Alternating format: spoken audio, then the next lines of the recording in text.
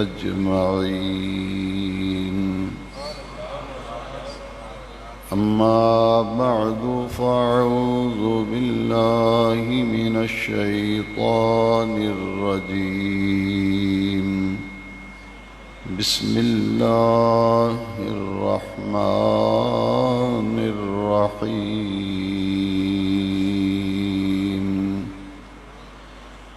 ووجدك عائلا فأغنى.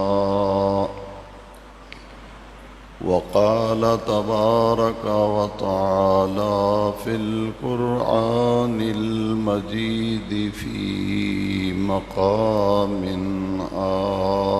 آخر: النبي أولى بالمؤمنين من أنفسهم وأزواجه أمهاتكم. صدق الله مولانا العظيم.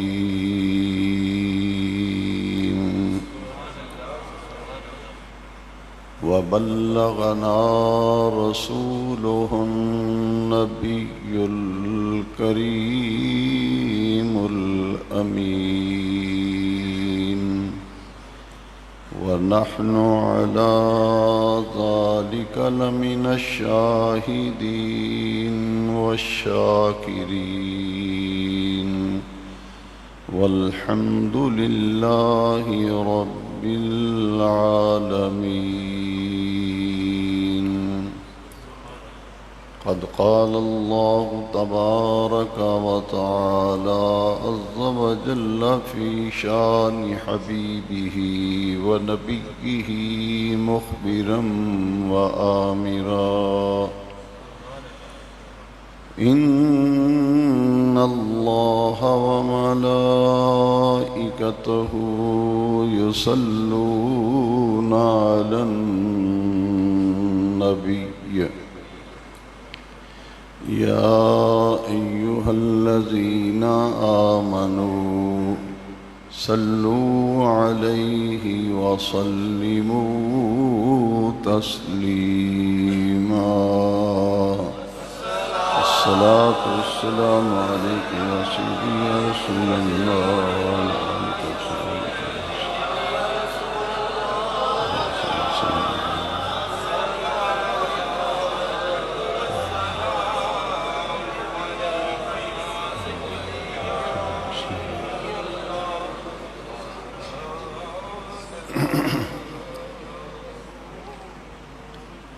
رمضان المبارک کی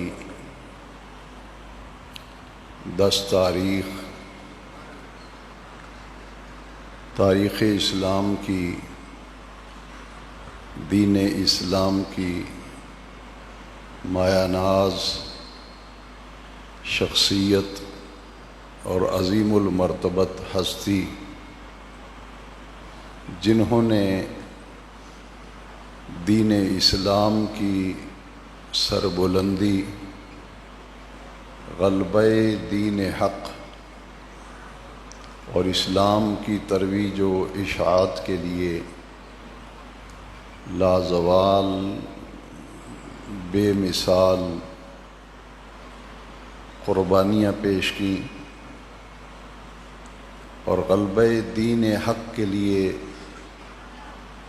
جتنی بھی دولت، جتنا بھی مال، جتنا بھی سرمایہ تھا، وہ سارے کا سارا حضور نبی کریم صلی اللہ علیہ وسلم کے قدمین شریفین پر نچھاور کر دیا۔ محسنہ اسلام ملکۃ العرب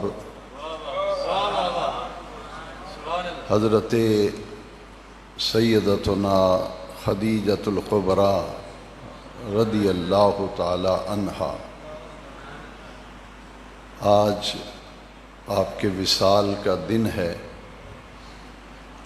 اور ہمارے دین میں، ہماری شریعت مطہرہ میں حضرت خدیجہ الکبریٰ رضی اللہ تعالیٰ عنہ کا بڑا ہی عرفہ اور اعلیٰ مقام اور مرتبہ ہے۔ یہ وہ عظیم المرتبت خاتون ہیں جن کے ساتھ نبی کریم علیہ الصلاۃ والسلام نے پہلا نکاح فرمایا تھا۔ وہ خوش نصیب، وہ عالی مرتبت خواتین جنہیں نبی کریم علیہ الصلاۃ والسلام نے اپنی زوجیت میں، عقد زوجیت میں قبول فرمایا، جن مبارک اور مقدس خواتین سے حضور نے نکاح فرمایا، قرآن مجید میں اللہ تبارک و تعالی نے انہیں ام المومنین کا لقب عطا فرمایا۔ تمام ایمان والوں کی مائیں حضرت خدیجۃ الکبریٰ رضی اللہ تعالی عنہا امہات المومنین میں سے سب سے پہلی میرے آقا کریم علیہ الصلاۃ والسلام کی زوجہ ہے۔ آپ کا پورے مکۃ المکرمہ میں شرافت، دیانت، پاک دامنی، عفت اور عصمت کے اعتبار سے پورے شہر مکہ میں آپ معروف خاتون تھیں، اور اس زمانہ جاہلیت میں بھی اہل مکہ انہیں طاہرہ کے لقب سے یاد کرتے تھے۔ طاہرہ کا معنی ہے پاک دامن۔ آپ کی طہارت، عفت و عصمت اور پاک دامنی کے اس دور میں بھی جو جاہلیت کا زمانہ تھا، اہل مکہ کے ہاں ہر کوئی ان کی خاندانی شرافت، وجاہت، دیانتداری، ایمانداری، عالی نسب ہونا، عادات و اطوار اور اخلاق کے اعتبار سے بڑی ہی عزت کی نگاہ سے لوگ انہیں دیکھتے تھے۔ نبی کریم علیہ السلام نے جب ان سے نکاح فرمایا تو یہ 2 مرتبہ بیوہ ہو چکی تھیں۔ پہلا نکاح کیا تو ان میں سے ایک بیٹی پیدا ہوئی اور خامد کا انتقال ہو گیا، ان کا نام عتیق تھا۔ بیوہ ہونے کے بعد پھر آپ نے دوسرا نکاح فرمایا۔ دوسرا نکاح جو ہے وہ ابو حالہ کے ساتھ ہوا، اور ان سے 2 بیٹے پیدا ہوئے۔ کچھ ہی عرصے کے بعد ان کا بھی انتقال ہو گیا۔ تیسرا نکاح جو تھا وہ نبی کریم علیہ الصلاۃ والسلام کے ساتھ کیا، اور جب یہ حضور نے نکاح فرمایا تو میرے آقا کریم علیہ السلام کی عمر مبارک 25 برس تھی، اور حضرت خدیجۃ الکبریٰ رضی اللہ تعالیٰ عنہ کی عمر مبارک 40 برس تھی۔ 2 مرتبہ بیوہ ہونے والی خاتون اور عمر کے اعتبار سے 15 سال بڑی خاتون، نبی کریم علیہ السلام نے پہلا نکاح ان سے فرمایا، اور حضور کی تمام ازواج مطہرات میں سے سب سے بلند مرتبہ اور نبی کریم علیہ السلام کو سب سے زیادہ جن سے تعلق خاطر تھا وہ یہی حضرت خدیجۃ الکبریٰ رضی اللہ عنہ۔ اور اس بات کا اندازہ جو ہے یوں لگایا جا سکتا ہے کہ جب تک حضرت خدیجہ حضور کے نکاح میں رہیں، نبی کریم علیہ السلام نے دوسرا نکاح نہیں فرمایا۔ حضور کے ساتھ ان کی ازدواجی زندگی جو ہے 24-25 سال پر محیط ہے، کم و بیش 24-25 سال تک حضور کی زوجیت میں رہیں، اور جب تک یہ حضور کے عقد میں رہیں حضور نے دوسرا نکاح نہیں فرمایا۔ اسی طرح حضرت سیدہ عالم خاتون جنت فاطمۃ الزہراء رضی اللہ تعالیٰ عنہا کا نکاح مبارک حضرت مولائے کائنات شیر خدا اسد اللہ حضرت علی مرتضیٰ سے ہوا، تو جب تک حضرت زہرا سلام اللہ علیہا حضرت مولا علی کے نکاح میں رہیں تو حضرت علی نے اس وقت تک دوسرا نکاح نہیں فرمایا۔ حضرت خدیجۃ الکبریٰ کے وصال کے بعد حضور نے دوسرے نکاح فرمائے متعدد ازواج سے۔ اسی طرح حضرت علی کرم اللہ تعالی وجہ الکریم نے بھی حضرت زہرا پاک جب تک زندہ رہیں نکاح میں رہیں دوسری شادی نکاح نہیں کیا، البتہ زہرا پاک کے وصال کے بعد پھر مولا علی کرم اللہ تعالی وجہ الکریم نے بھی متعدد نکاح فرمائے۔ جس طرح اللہ تعالیٰ نے مردوں کو بزرگی دی ہے، اسی طرح اللہ تعالیٰ نے عورتوں کو بھی بڑی ہی عالی اور اعلیٰ مراتب، درجات اور ان کے مقامات سے اللہ تعالیٰ نے نوازا ہے۔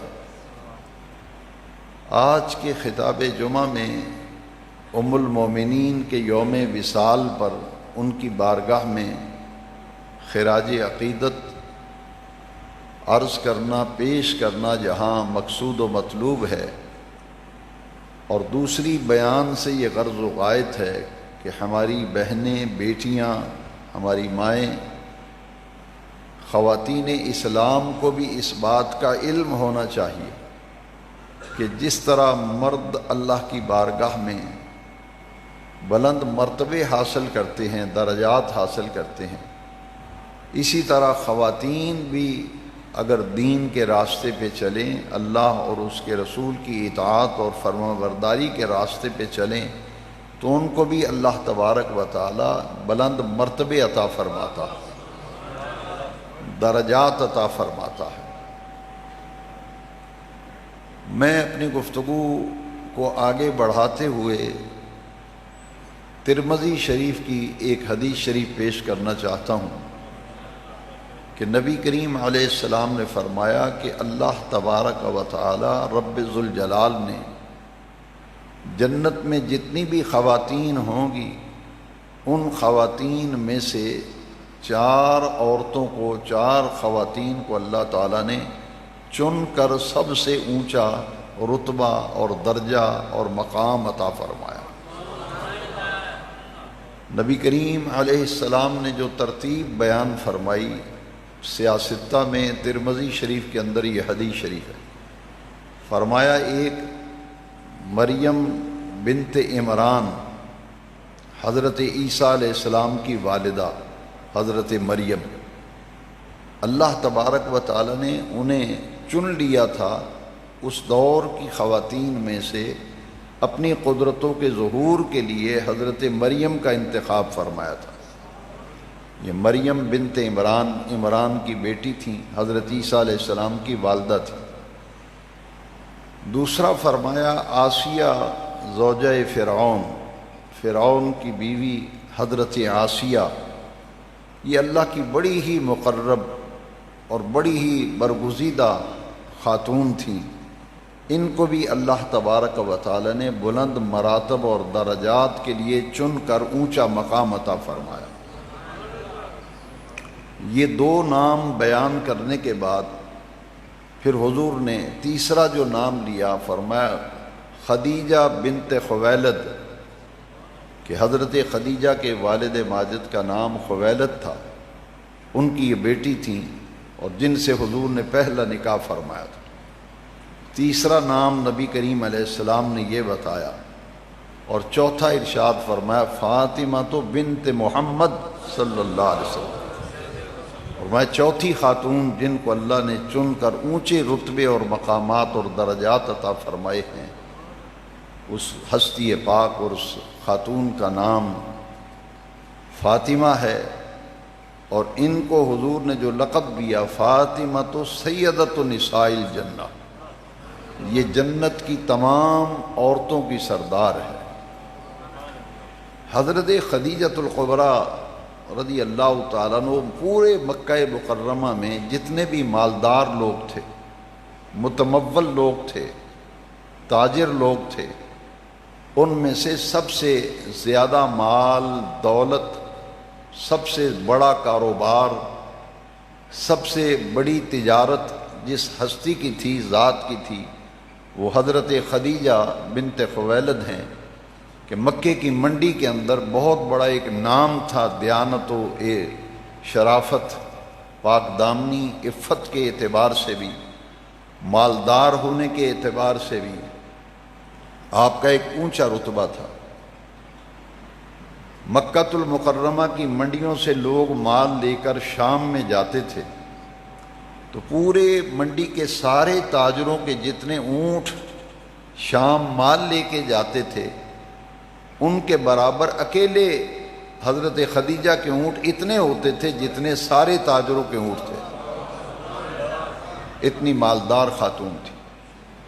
اور یہ مال انہیں اپنے والد کی وراثت سے ملا تھا۔ حضرت خدیجہ کو والد کی وراثت سے مال ملا، اشرفیاں تھیں، مال اور دولت کی ریل پیل تھی، مال تجارت تھی، اور ان کا مال لے کر لوگ شام منڈیوں میں جاتے تھے، خود نہیں تشریف لے جاتی تھی۔ دو قسم کے لوگوں سے رابطہ رہتا تھا، ایک تو یہ کہ ملازم ہوتے تھے، ان کو تنخواہیں دیتی تھی کہ وہ مال لے کر جائیں اور شام کی منڈیوں میں جا کے مال فروخت کریں، وہاں سے مال لے کے آئیں، یا عقد مداربت کرتی تھی جسے پارٹنرشپ آپ کہتے ہیں، کہ ان کا حصہ رکھ لیتی تھی کہ تنخواہ تو نہیں ہے، آپ میرا مال لے جائیں اور جو منافع آئے گا آدھا آپ کا ہو۔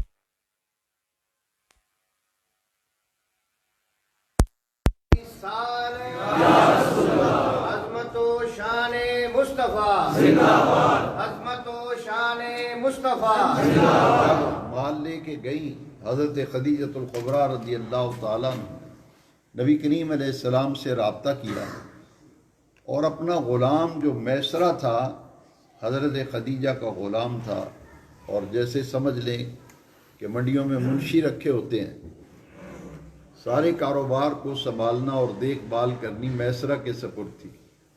میسرہ کو حضرت خدیجۃ الکبریٰ نے کہا کہ مجھے ایک ایسے شخص کی ضرورت ہے جو دیانت کے اعتبار سے، امانت داری کے اعتبار سے بڑا صادق اور امین شخص ہو، اور اس کی دیانت اور امانت داری پر کوئی شک و شبہ نہ ہو، تاکہ اس کے سپرد میں اپنا مال کروں اور وہ میرا مال لے کر منڈیوں میں جائے اور میرے مال کو فروخت کرے۔ تو نبی کریم علیہ السلام کا نام لیا میسرہ نے کہ مکہ مکرمہ میں ایک ایسی شخصیت ہے، ایک ایسی ذات ہے، ایک ایسی ہستی ہے جن کے بارے میں پورا مکہ یہ کہتا ہے کہ ان سے بڑھ کر نہ کوئی دیانتدار ہے، نہ امانت دار ہے، صادق بھی ہیں، وہ امین بھی ہیں۔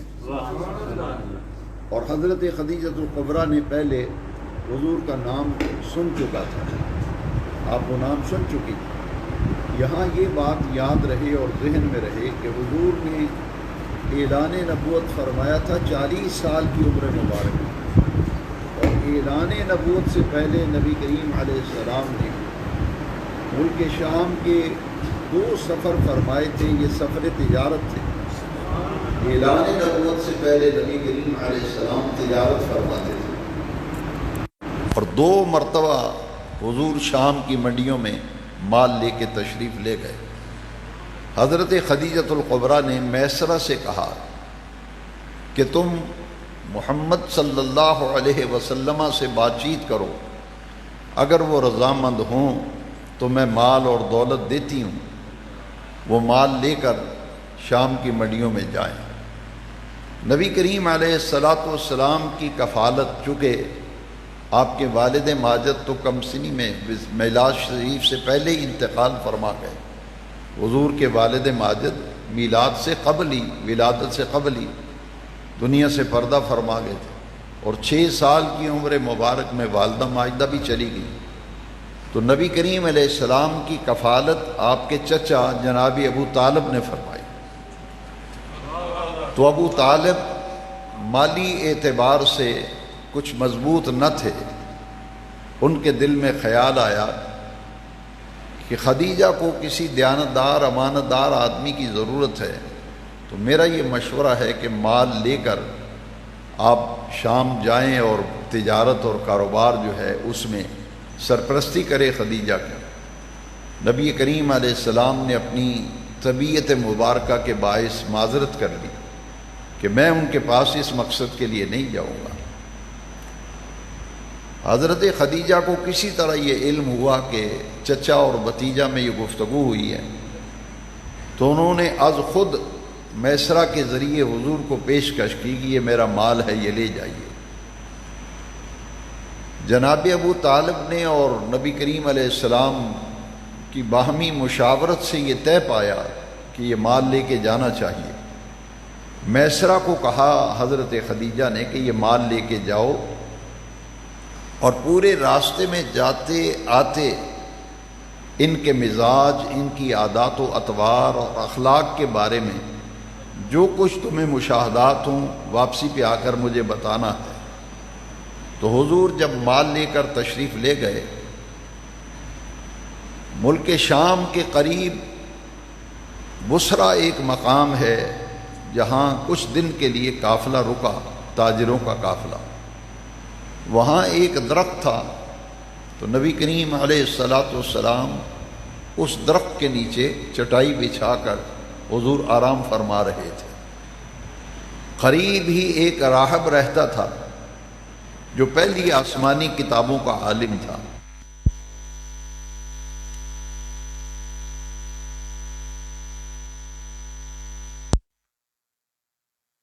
میسرہ کو پہلے جانتا تھا، کیونکہ میسرہ متعدد دفعہ مال لے کر حضرت خدیجہ کا جاتا رہا شام. اس نے پوچھا کہ یہ تمہارے ساتھ اس دفعہ جو نئی شخصیت آئی ہے یہ کون ہے جو یہاں آرام فرما رہا؟ انہوں نے کہا کہ اس وقت تو اعلان نبوت ہوا نہیں تھا. کریم علیہ السلام نے نہ اپنی نبوت کا اظہار کیا تھا نہ اعلان کیا تھا. تو میسرہ کہنے لگا یہ قریش خاندان کے بڑے عالی نسب فرد ہیں اور خدیجہ کے ترجمان بن کے آئے ہیں اور مال تجارت لے کے آئے. اس نے کہا کہ اللہ کی عزت کی قسم یہ کوئی معمولی ہستی نہیں ہے. نستورہ اس کا نام تھا، نستورہ وہ راہب تھا. اس نے کہا کہ آسمانی کتابوں میں لکھا ہے کہ اس درخت کے نیچے نبی کے سوا کوئی نہیں بیٹھ سکتا، اور یہ درخت جو ہے یہ صدیوں سے چلا آ رہا ہے، اور یہاں نہ کوئی جانور بیٹھ سکتا ہے نہ کوئی انسان بیٹھ سکتا ہے. اس درخت کے نیچے جو بیٹھتا ہے وہ اللہ کا نبی ہوتا ہے. جتنی بھی آسمانی کتابوں میں علامتیں نبی آخر الزماں کی بیان کی گئی تھی، تورات میں، زبور میں، انجیل میں، وہ ساری علامتیں نستورہ راہب نے حضور کے اندر دیکھ لیں. اس نے حضور سے آ کے نام پوچھا، مختصر تعارف کیا. اس نے کہا کہ یہ وہ درخت ہے جس کے نیچے نبی کے سوا کوئی نہیں بیٹھ سکتا، اور جتنی علامتیں آخر الزمان نبی کی ہماری کتابوں کے اندر لکھی ہیں وہ ساری کی ساری علامتیں میں آپ میں دیکھ رہا ہوں. البتہ ایک علامت ایسی ہے جسے میں دیکھنا چاہتا ہوں، تو اپنے کندھے مبارک سے ذرا عبا کو ہٹائیے تاکہ میں دوسری بھی نشانی دیکھ لوں. تو حضور نے ان کے پاس ان کی دل جوئی کے لیے جب عبا مبارک کو کندھے سے ہٹایا تو آپ کے شانہ اقدس کے نیچے مہر نبوت موجود تھی. نستورہ نے کہا کہ اس ہستی کو یہودی نقصان پہنچانے کا سوچیں گے، لہذا ان کے نبی ہونے، ان کی علامات کو چھپانا ہوگا. حضور تشریف لے گئے. اس راستے میں عجیب واقعات پیش آئے. جب سخت دھوپ ہوتی تو بادل حضور کے اوپر سایہ کر لیتے تھے، بادل سایہ کر لیتے تھے. عجیب و غریب قسم کی باتیں اس سفر میں دیکھیں، اور جتنا نفع پہلے ہوا کرتا تھا، حضرت خدیجہ مال بیچتی تھیں، اس سے کئی گنا زیادہ منافع جو ہے اس مرتبہ ہوا. حضور جب واپس تشریف لائے تو نبی کریم علیہ السلام نے مکہ مکرمہ سے ذرا فاصلے پہ ہی تھے کہ آپ نے میسرہ جو غلام تھا حضرت خدیجہ کا، اس سے کہا کہ جاؤ مالکن کو جا کے بتاؤ، مالکہ کو بتاؤ کہ اتنا مال لے کے گئے تھے، یہ نفع ہوا ہے، یہ سارا حساب کتاب جا کے مالکہ کو پیش کرو، میں بھی پیچھے پیچھے آ رہا. تو میسرہ جب گیا، اس نے جا کے حضرت خدیجۃ الکبریٰ جو ہیں مکان کی چھت پہ بیٹھی تھی، اپنی سہیلیوں کو لے کر مکان کی چھت پہ بیٹھی تھی، اور انہیں خبر ہو گئی تھی کہ قافلے جو گئے تھے واپس آ رہے ہیں. تو وہ اس انتظار سے میں تھی کہ میرا تجارت کا قافلہ جو گیا ہے وہ بھی آئے اور مجھے پتہ چلے کہ اس دفعہ تجارت کا کیا معاملہ رہا. میسرہ نے آ کے ساری کہانی سنائی. اس نے کہا یہ مجھے بتاؤ کہ اس سفر کے دوران تم نے محمد صلی اللہ علیہ وسلم کو پایا کیسے؟ ان کی شخصیت، ان کی ذات و ہستی، حضور کے اخلاق، حضور کا عالی ظرف ہونا، حضور کی شرافت، دیانت، امانت داری، صادق و امین ہونا، اس سے متعلقہ جتنے معاملات پیش آئے وہ بتا دیے. وہ نستورہ راہب کا واقعہ بھی بتا دیا، اور بادل جو سایہ کرتے تھے وہ بھی بتا دیا. ساری چیزیں بتا کر کے حضرت خدیجۃ الکبریٰ رضی اللہ تعالی عنہا نے اپنے دو چچا جو تھے ان سے مشورہ کیا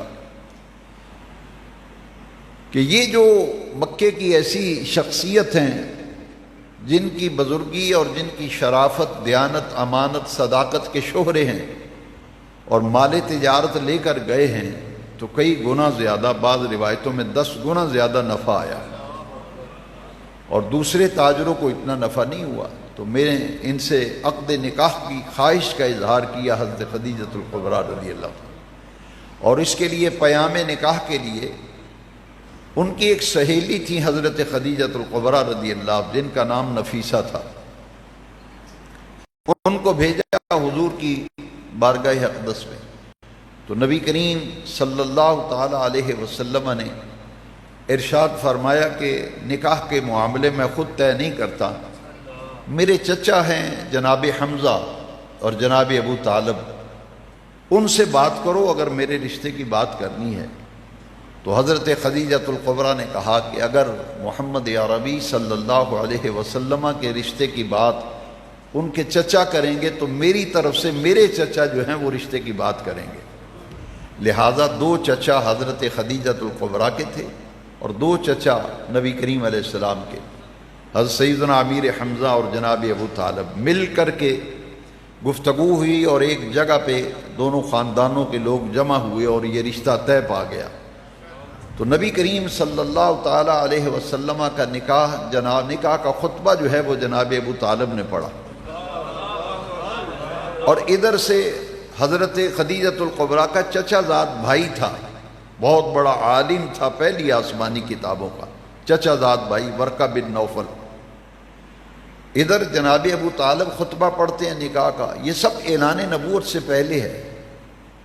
اور پھر جواب میں جو خطبہ دیا وہ پہلی آسمانی کتابوں کے عالم حضرت خدیجۃ الکبریٰ رضی اللہ عنہ کے چچا زاد بھائی تھے ورقہ بن نوفل. جواب میں انہوں نے خطبہ پڑھا. جب یہ نکاح ہوا حضرت خدیجۃ الکبریٰ رضی اللہ تعالیٰ عنہ سے، تو اس سے کچھ مہینے پہلے حضرت خدیجہ نے خواب دیکھا تھا رضی اللہ عنہ کہ میرے گھر میں سورج آ گیا ہے، آفتاب سورج میرے گھر میں ہے اور اس کی کرنوں سے پوری دنیا منور ہو رہی ہے، پوری دنیا اس سے منور ہو رہی ہے. جب یہ خواب دیکھا تو اپنے چچا زاد بھائی جو عالم تھے، پہلی آسمانی کتابوں کا علم رکھنے والے تھے، لوگ ان سے رجوع کرتے تھے اپنے خوابوں کی تعبیر کے معاملے میں، مسائل میں. تو حضرت خدیجہ گئیں، کہا کہ بھائی جان میں نے یہ خواب دیکھا ہے تو انہوں نے صاف بتا دیا کہ اس کی تعبیر یہ ہے کہ نبی آخر الزماں کے ساتھ آپ کا نکاح ہوگا، انہیں عقد زوجیت میں آپ آئیں گی، وہ آفتاب نبوت ہے جو آپ کے گھر میں جلوہ گر ہوگا اور جس کی کرنوں سے پوری کائنات منور ہوگی۔ اس نکاح کے بعد نبی کریم صلی اللہ تعالی علیہ وسلم کی ساری اولاد مبارک وہ حضرت خدیجہ الکبریٰ سے ہے رضی اللہ عنہ۔ یہ بات نوٹ کر لیجئے کہ حضور کی اولاد مبارک سوائے ایک صاحبزادے حضرت ابراہیم، یہ حضور کے وہ صاحبزادے ہیں جو حضرت ماریہ قبطیہ کے بطن سے ہیں رضی اللہ تعالیٰ، وہ بھی ام المومنین، ان کے بطن سے ایک صاحبزادے ہوئے، ان کا نام تھا حضرت ابراہیم۔ وہ چھوٹی عمر میں ہی انتقال کر گئے، اور حضرت خدیجہ الکبریٰ کے بطن سے نبی کریم علیہ السلام کی 6 اولاد مبارک ہوئی۔ سب سے پہلے بیٹے پیدا ہوئے جن کا نام حضرت قاسم ہے، اور ان کی وجہ سے نبی کریم علیہ السلام کی کنیت ہے ابو القاسم، اور حضرت خدیجہ کی کنیت ہے ام القاسم۔ پہلے یہ بیٹے پیدا ہوئے، اس کے بعد سب سے بڑی صاحبزادی حضرت زینب پیدا ہوئی۔ حضرت زینب کے بعد پھر حضور کے دوسرے صاحبزادے عبداللہ پیدا ہوئے، جن کے 2 لقب مشہور ہیں، طیب اور طاہر۔ یہ حضور کے ایک ہی صاحبزادے کے یہ 3 نام ہیں، عبداللہ تو نام ہے، طیب و طاہر لقب ہیں۔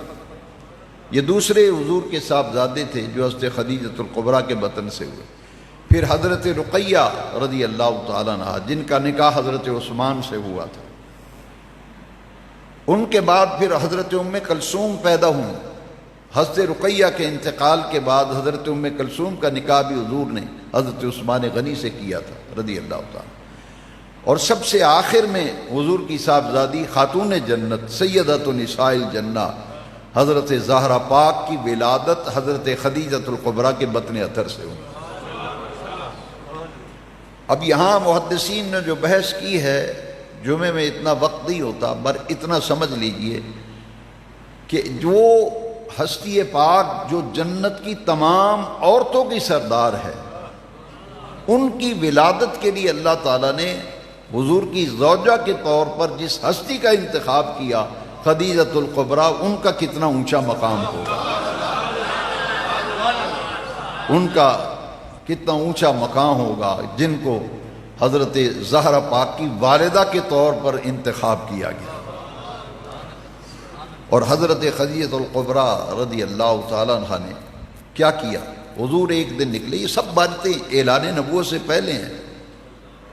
25 سال کی تو حضور کی عمر مبارک ہے جب حضرت خدیجہ سے نکاح ہوتا ہے، 40 سال کی عمر مبارک میں حضور نبوت کا ادار و اعلان فرماتے ہیں۔ تو نکاح کے بعد ایک دن حضور مکہ شریف میں باہر نکلے تو ایک وادی کے اندر دیکھا کہ وہاں ایک قافلہ ٹھہرا ہوا ہے جن کے جسم بالکل ننگے ہیں، ان پر لباس ہی نہیں جسم ڈھانپنے کے لیے۔ فاقہ کشی کا یہ عالم ہے کہ کھانے پینے کے لیے کچھ نہیں۔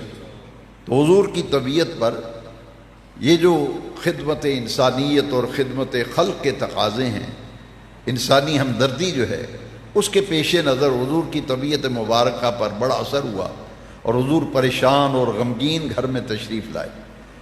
تو حضرت خدیجہ وہ ہیں کہ حضور فرمایا کرتے تھے کہ یہ وہ خاتون ہیں جس نے اسلام کو اپنے پاؤں پر کھڑا ہونے میں بڑا کردار ادا کیا۔ اسلام کو اپنے پاؤں پر کھڑا کرنے کے لیے حضرت خدیجہ الکبریٰ کا بڑا حصہ ہے۔ مالی اعتبار سے یہ عالم تھا کہ جب حضور نے آ کر کے فرمایا کہ چادر اوڑی، حضور پریشانی میں لیٹ گئے۔ حضرت خدیجہ کا یہ حال تھا کہ حضور کا استقبال کرتی تھی۔ حضور فرماتے ہیں کہ جب میں تھکا ہوا کفار کی اعلان نبوت کے بعد تکلیفیں اور ایذا اور پریشانیاں اور دکھ دہ باتیں جب میں سنتا تھا تو طبیعت پہ اثر ہوتا تھا، تو حضور گھر تشریف لاتے تو حضرت خدیجہ اس پرتپاک طریقے سے استقبال فرماتی، ہمدردی کرتی، حضور فرماتے وہ ساری تکلیفیں مجھے بھول جاتی تھی۔ اس سے معلوم یہ ہوا کہ خاتون خانہ کو ایسا ہونا چاہیے کہ خاوند کے گھر آتے ہی ایسی تسکین کا سامان کرے کہ اس کی تھکاوٹ، اس کی پریشانی اور دکھ گھر آتے ہی دور ہو جائیں۔ جبکہ ہمارے ہاں اس کا معاملہ برعکس ہے کہ مرد گھر میں آتے ہوئے بیوی سے ڈرتا ہے کہ گھر جاؤں گا کوئی نیا عذاب نہ کھڑا ہو جائے. اس لیے حضرت خدیجہ الکبریٰ ام المومنین ہیں جن کو مثالی خاتون قرار دیا گیا کہ شوہر اور بیوی کا جو رشتہ اور تعلق ہے اس کو نبھانے میں کتنا اعلیٰ کردار ادا کیا. حضور چادر اوڑھے ہوئے لیٹے ہوئے تھے تو حضور سے پوچھا خیر تو ہے؟ آج بڑے پریشان ہیں. حضور نے فرمایا عائشہ اے خدیجہ میں نکل گیا تھا مکہ سے باہر تو وادی میں نے ایک قافلہ دیکھا ہے جن کے پاس کپڑے نہیں، کھانے کو سامان نہیں، تو میرا دل دکھا ہے کہ ان کی ہیلپ کرنی چاہیے، مدد کرنی چاہیے، ان کو پہننے کے لیے لباس دینا چاہیے، کھانے کے لیے کوئی سامان دینا چاہیے. تو حضرت خدیجہ الکبریٰ نے کیا کیا؟ قریش کے 4 بڑے بڑے سردار بلائے اور ان کو بلا کر ایک ڈھیر لگایا ہوا تھا اشرفیوں کا، مال اور دولت کا ایک ڈھیر لگا دیا. روایات میں آتا ہے کہ حضور جب تشریف رکھنے لگے تو حضور چھپ گئے اس ڈھیر کے نیچے، اتنا اونچا ڈھیر تھا. حضرت خدیجہ نے سرداران قریش کو بلا کر کے کہا کہ تم ہمارے برادری و خاندان ہو، اس لیے بلایا ہے کہ گواہ ہو جاؤ میرے باپ کا کل ورثہ و جائیداد جو کچھ میرے پاس پونجی ہے میں نے ساری کی ساری اپنے شوہر اپنے خامد محمد عربی صلی اللہ علیہ وسلم کی خدمت میں پیش کر دی. یہ مال کا ڈھیر لگایا ہے، یہ مال کا ڈھیر اس لیے لگایا ہے کہ تم گواہ ہو جاؤ کل کو میرے خاندان و برادری میں کوئی بات نہ کرے. یہ میں نے از خود اپنی مرضی سے سارے کے سارے مال کا مختار حضور کا نام نامی اس میں گرامی لیا کہ ان کو بنا دیا ہے جیسے چاہیں جہاں چاہیں اپنی مرضی سے خرچ کریں. اب یہ مال میرا نہیں رہا، یہ مال محمد عربی کا ہے صلی اللہ علیہ وسلم. تو سارے کا سارا مال قربان کر دیا. حضور نے فرمایا کہ اسلام کو اپنے پاؤں پر کھڑا ہونے میں جو کردار اور دین کی دعوت و تبلیغ میں میرا جو ساتھ خواتین میں سے حضرت خدیجہ نے دیا ہے وہ کسی اور نے نہیں دیا. اور اتنا عرفہ اور اعلیٰ مقام تھا کہ ام المومنین کا ٹائٹل قرآن نے دیا حضرت خدیجہ کو اور ان خواتین کو جن کو حضور نے اپنی عقد زوجیت میں قبول فرمایا. یہ تھا آپ کا معاملہ. آپ کے فضائل اور مناقب تو بہت زیادہ ہیں، کسی جمعے یا کسی ایک نشست میں تو بیان کرنا ممکن نہیں. اب یہ تھا ان کا تعارف حضرت خدیجہ الکبریٰ کا.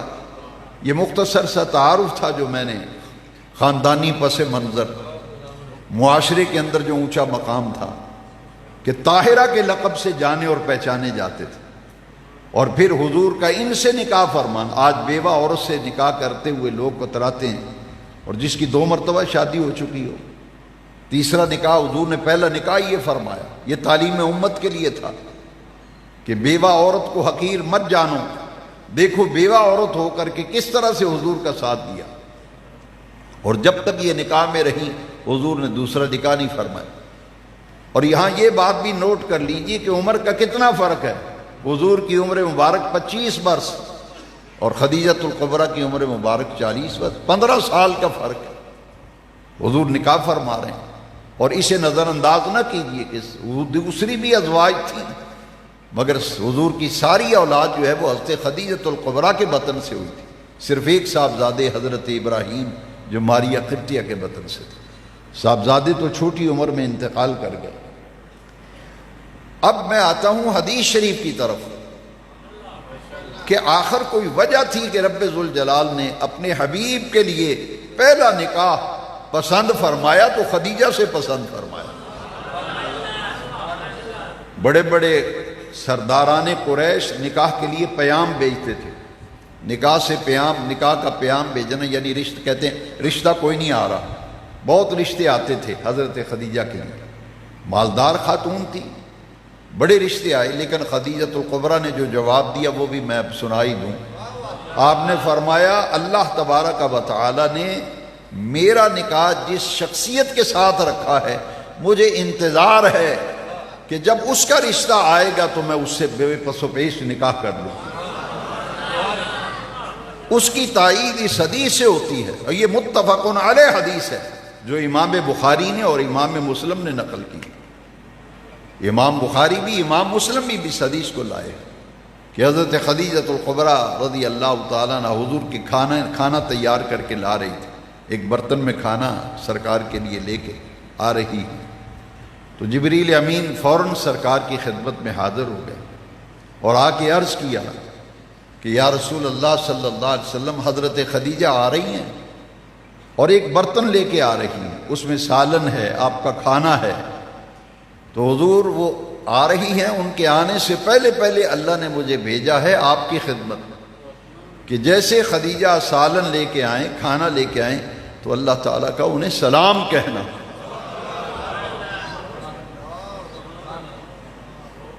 اللہ کا سلام کہنا خدیجہ.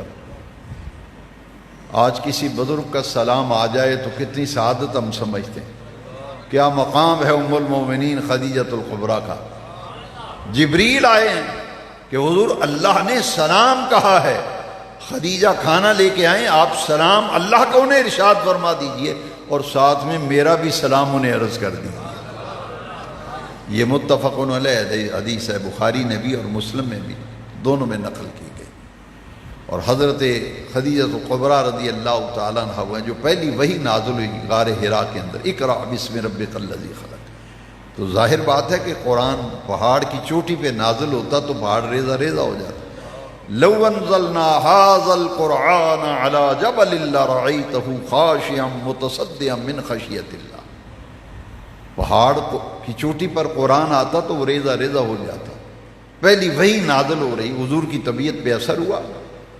حدیث شریف کے اندر آتا ہے کہ حضور کے قلب انور پر کپ کپاہٹ طاری ہوئی اور وحی کا نازل ہونا اور حضور کے اوپر وحی کے اثرات کا مرتب ہونا. کیونکہ عام طور پر جب وحی آتی تھی تو صحابہ کرام کہتے ہیں ہم جان لیتے تھے کہ نزول وحی ہو رہا ہے. اور حضور کی طبیعت مبارکہ پر پسینہ آتا تھا، بہت زیادہ پسینہ سرکار کو آتا. اللہ کا کلام نازل ہو رہا ہے. پہلی وحی نازل ہوئی تو طبیعت مبارک پہ اتنا اثر ہوا کہ جو انہونی بات ہو تو مزاج پہ اثر ہونا یقینی بات تھی. حضور گھر تشریف لائے تو آتے ہی حضرت خدیجہ نے حضور کا چہرہ دیکھ لیا کہ پریشان ہیں، طبیعت پہ بوجھ ہے. پوچھا خیر تو ہے؟ حضور نے فرمایا آج میں نے ایک عجیب معاملہ دیکھا ہے. میرے پاس کوئی آنے والا آیا ہے اور اس نے آ کر کہا اقرأ بسم ربک الذی خلق. تو حضرت خدیجہ جو ہیں اپنے چچا زاد بھائی ورقہ بن نوفل سے رابطہ کرتی ہیں، وہ عالم تھے کہ ایسا کوئی معاملہ پیش آیا ہے. تو غار حرا پہ یہ گئے تھے، طبیعت پہ بھی اثر ہے، مزاج پہ بھی اثر ہے، پسینہ بھی ہے. ورقہ بن نوفل آئے، انہوں نے کہا ساری بات سنی. جب انہوں نے کہا یہ تو آنے والا جبریل ہے، یہ موسیٰ علیہ السلام کے پاس بھی تورات لے کے آتا تھا، تو یہ اللہ کے نبی ہیں، ان میں ساری علامات نبوت والی ہیں اور نزول وحی کا جو ہے وہ آغاز ہو چکا ہے. لہذا حضور نے ارشاد فرمایا زملونی زملونی زملونی، مجھے کمبل اڑا دو، مجھے چادر اڑا دو. حضور لیٹے اور حضرت خدیجۃ الکبریٰ نے حضور کے اوپر کمبل دیا. یہ پہلی وحی تھی جو نازل ہوئی. تو حضور فرمایا کرتے تھے کہ یہ وہ خاتون ہے جو میرے مزاج کو بھی سمجھتی تھی، میری پاسداری، میری خاطرداری، میری خدمت کے اعتبار سے اس نے کبھی کوئی کمی نہیں چھوڑی. تو حضرت خدیجۃ الکبریٰ کو رب کا سلام آیا، سارا مال اسلام کے لیے. اور یاد رکھیے کہ نبی کریم علیہ الصلاۃ والسلام کی کفالت کی تھی، پرورش کی تھی جناب ابو طالب نے، اور مولا علی کی پرورش کی تھی حضرت خدیجۃ الکبریٰ نے. مولا علی کی پرورش کس نے کی؟ خدیجۃ الکبریٰ نے دی. یہ ان کی زیر پرورش، زیر تربیت حضرت علی رہے تھے. اور پھر جب حضور نے نبوت کا اعلان و اظہار فرمایا تو خواتین میں سے سب سے پہلے جس نے حضور کا کلمہ پڑھا وہ حضرت خدیجۃ الکبریٰ ہیں رضی اللہ عنہ. حضور فرمایا کرتے تھے خواتین میں سے سب سے پہلے مجھ پر ایمان لانے والی حضرت خدیجۃ الکبریٰ ہے.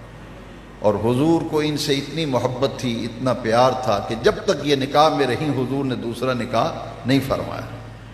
اب جب ان کا وصال ہو گیا ہجرت مدینہ سے 3 سال پہلے ان کا وصال ہوا، اور جس سال حضرت خدیجہ کا وصال ہوا ہے، ان کے وصال سے 35 دن پہلے جناب ابو طالب کا وصال ہوا، اور اس سال کو پھر حضور نے نام کیا دیا، آج بھی تاریخ اسلام کا اسٹوڈنٹ جانتا ہے، اس سال کو کہتے عام الحزن، یعنی غم کا سال۔ 35 دن کے بعد پہلے جناب ابو طالب کا انتقال ہوتا ہے، حضور کے غم گسار، حضور کے ہمدرد، حضور کے خدمتگار جناب ابو طالب، ان کا وصال ہوا، اور 35 دن بعد رفیقہ حیات، غم گسار بیوی، اور ایسی مونس و ہمدرد کہ جن کی نبی کریم علیہ السلام نے متعدد مرتبہ ان کی تحسین فرمائی، تو یہ دونوں کا چند دنوں کے وقفے سے وصال کر جانا حضور کی طبیعت پہ بڑا اثر انداز ہوا، اور اس سال کو پھر تاریخ اسلام میں عام الحزن کا نام دیا گیا۔ حضرت خدیجہ رضی اللہ تعالیٰ عنہ 10 رمضان شریف کو آپ کا وصال ہوا۔ ان کے وصال کے بعد حضور نے دوسرے نکاح فرمائے، اور جب بھی حضور گوشت ذبح فرماتے، کوئی جانور لاتے، ذبح فرماتے، گوشت بناتے، تو نبی کریم علیہ السلام حضرت خدیجہ کی تمام سہیلیوں کے گھروں میں گوشت بھیجا کرتے تھے۔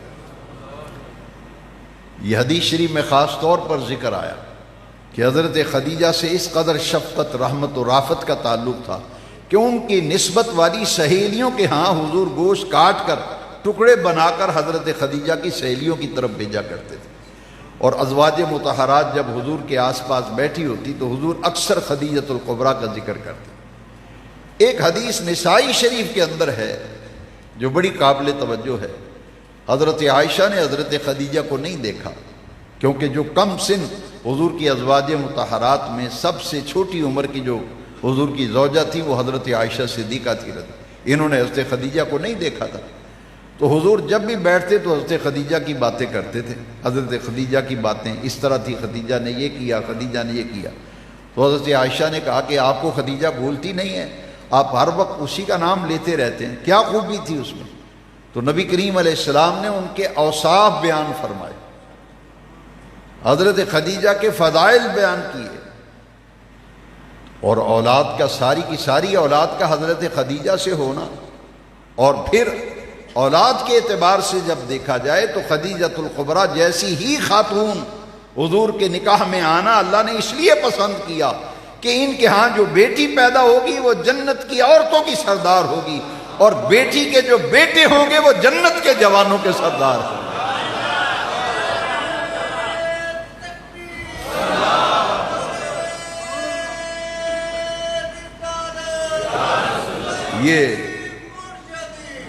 یہ حسنین کریمین کی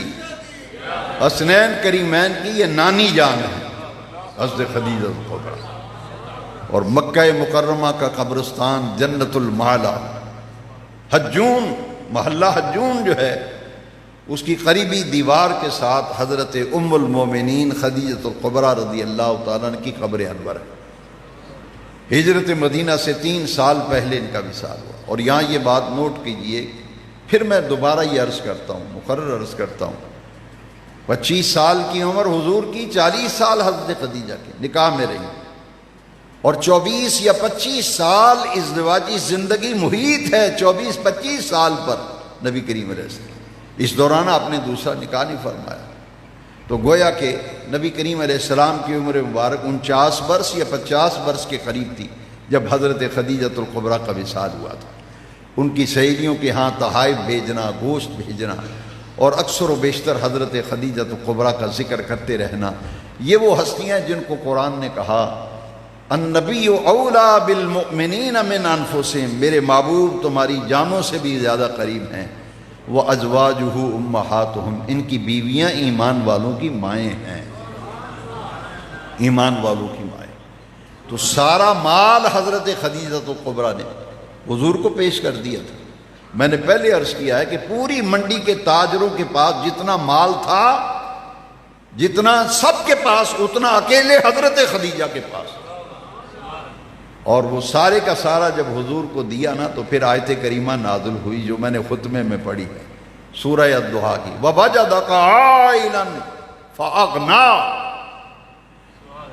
چونکہ کفالت تھی جناب ابو طالب کی، اور آپ کی مالی پوزیشن اور مالی جو احوال تھے وہ بڑے کمزور تھے حضرت جناب ابو طالب کے، تو قرآن کی آیت بتا رہی ہے، یہ جب خدیجہ کبریٰ نے سارا مال حضور کو پیش کیا تو پھر فرمایا رب ذوالجلال نے وَوَجَدَكَ عَائِلًا فَأَغْنَىٰ، ہم نے خدیجہ کے مال کے ذریعے آپ کو غنی کر دیا۔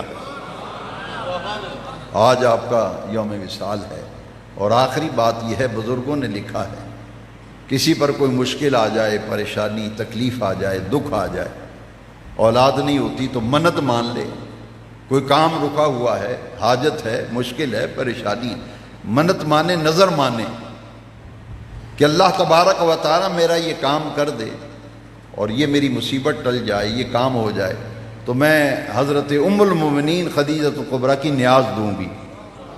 یہ حسنین کریمین کی نانی صاحبہ ہیں، زہرا پاک کی اماں جان ہیں، رسول کریم کی رفیقہ حیات ہے، اور یہاں یہ بات بھی یاد رکھی، یہ خدیجۃ الکبریٰ، یہ لقب خدیجۃ الکبریٰ، صدیق صدیق اکبر اور خدیجہ خدیجۃ الکبریٰ، اور ان کا ایک لقب صدیقہ بھی ہے، حضرت خدیجہ رضی اللہ تعالیٰ، متعدد نام ہے، طاہرہ، طیبہ، وہ مقدس خاتون تھے تاریخ اسلام، آج ان کا وصال، ان کی طرف سے افطاری کرائیے، ان کی روح مبارک کو ایصال کیجیے، ہدیہ بھیجیے، کوئی کام مشکل پھنس گئے ہیں تو اس کے لیے نظر و منت مانیں۔ اسلاف کرام نے لکھا ہے کہ یہ نظر ماننے سے اللہ تعالیٰ بندے کے امور میں آسانی فرما دیتا ہے۔ اللہ یہ ہمارا ہدیہ بارگاہ خدیجۃ الکبریٰ میں قبول فرمائے۔ وآخر دعوانا